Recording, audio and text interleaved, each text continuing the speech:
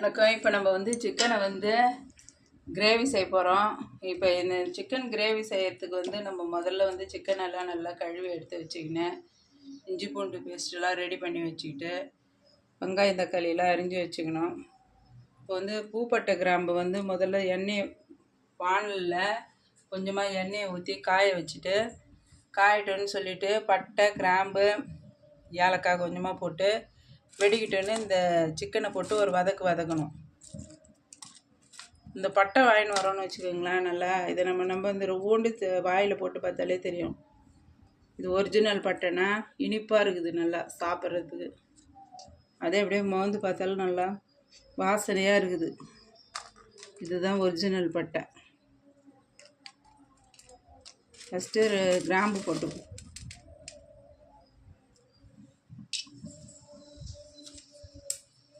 கிராம்பு போட்டுக்கின்னு இந்த பட்டையை போட்டுக்கணும்.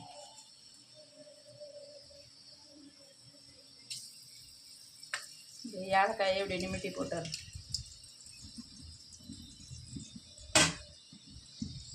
இது வெடிக்கட்டும்னு சொல்லிட்டு சிக்கனை எடுத்து போட்டார்.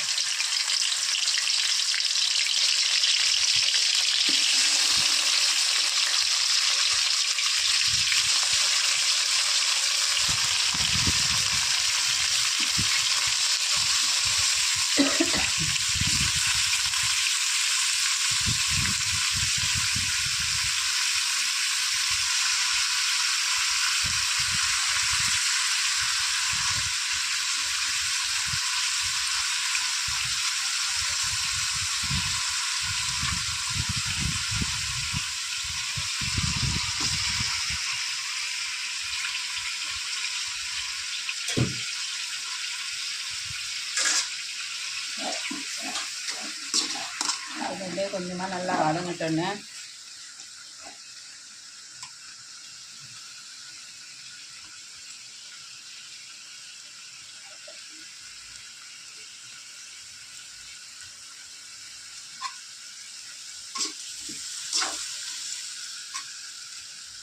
மிளகா பொடி போட போகிறேன். இது எங்கள் வீட்டிலே அரைச்ச மிளகா பொடி. இது வந்து இதில் மஞ்சள் நிறையா போட்டு அரைச்சிருக்கிறோம். நாங்கள் தனியாத்தூள் போட்டிருக்கோம். நல்லா சாப்பிட்றதுக்கு காரம் கம்மியாக தான் இருக்கும், நல்லா இதுவாக இருக்கும். அது இந்த தூளையே போட்டுக்கிறேன்.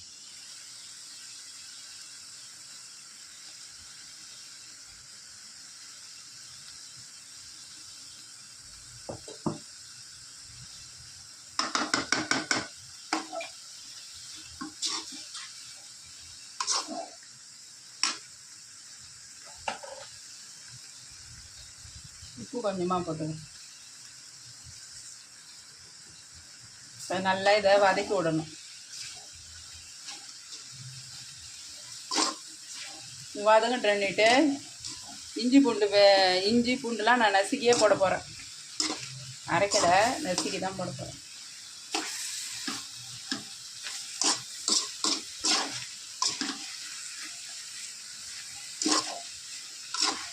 வதங்கிட்டு தண்ணி சேர்த்துக்க வேண்டியதுதான்.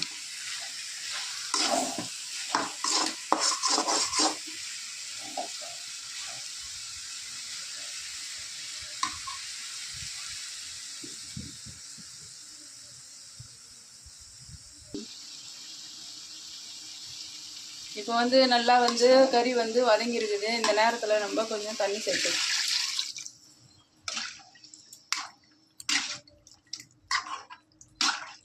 இப்போ வந்து நம்ம வந்து ஒரு சிம்பிளான சிக்கன் கிரேவி இது. அதனால் நான் வந்து அப்படியே இஞ்சி பூண்டு எல்லாத்தையும் நசுக்கி போட்டு ஒரு பெரட்டி அப்படியே இறக்கிட வேண்டியது தான். நன்றி, வணக்கம். வணக்கம். இப்போ வந்து நம்ம சிக்கன் வந்து நல்லா வறுக்கிறோம். வறுக்கும்போது நம்ம ஃபஸ்ட்டே கொஞ்சம் பெருஞ்சீரகம்லாம் போட்டு நல்லா தாளித்து விட்டு தான் வறுப்போம். நம்ம இறக்கும்போது வந்து நல்லா இந்த மாதிரி பெருஞ்சீரகம், கிராம்பு, பட்டை எல்லாத்தையும் போட்டு ஒரு 2 ஏலக்காய் போட்டு நல்லா இப்படி நல்லா நுணுக்கிக்கணும். இதை நல்லா தூவி விட்டு அப்புறமா இந்த சிக்கனில் இதை போட்டோம்னா நல்லா வாசனையாக இருக்கும். இந்த பெருஞ்சீரகம் கிராம்பு பட்டைலாம் உடம்புக்கு ரொம்ப நல்லது. இது அடிக்கடி நம்ம உணவில் சேர்த்துக்கலாம், உடம்புக்கு நல்லது. இதுமாரி செய்யுங்க. இப்போ பாருங்கள் எவ்வளோ அத்தனை போட்டு நுணுக்கி இருக்கிறேன்னு.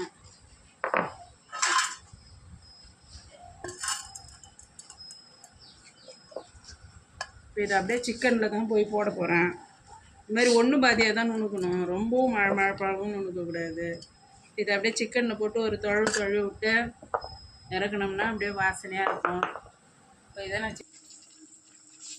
இப்போ பாருங்கள் சிக்கன் வந்து ஏற்கனவே நான் வந்து ஜீரகம் இது பெருஞ்சீரகம் கிராம்பு பட்டெல்லாம் போட்டு எல்லாம் போட்டு இஞ்சி பூண்டு எல்லாம் போட்டு கருவேப்பிலை எல்லாம் போட்டு தான் செஞ்சுருக்கேன். இப்போ நான் வந்து இந்த மாதிரி ஸ்டேஜில் இதை நல்லா இப்படி நல்லா தூவி விடணும். சளி எதுவாக இருந்தாலும் சரியாக போயிடும். செரிமானம் ஆகிறதுக்கெலாம் சோம்பு தண்ணி குடிப்பாங்க. இதுமாரி நம்ம சோம்பு நிறையா சேர்க்கும்போது பெருஞ்சீரகம்னாலும் சோம்புனாலும் ஒன்று தான்.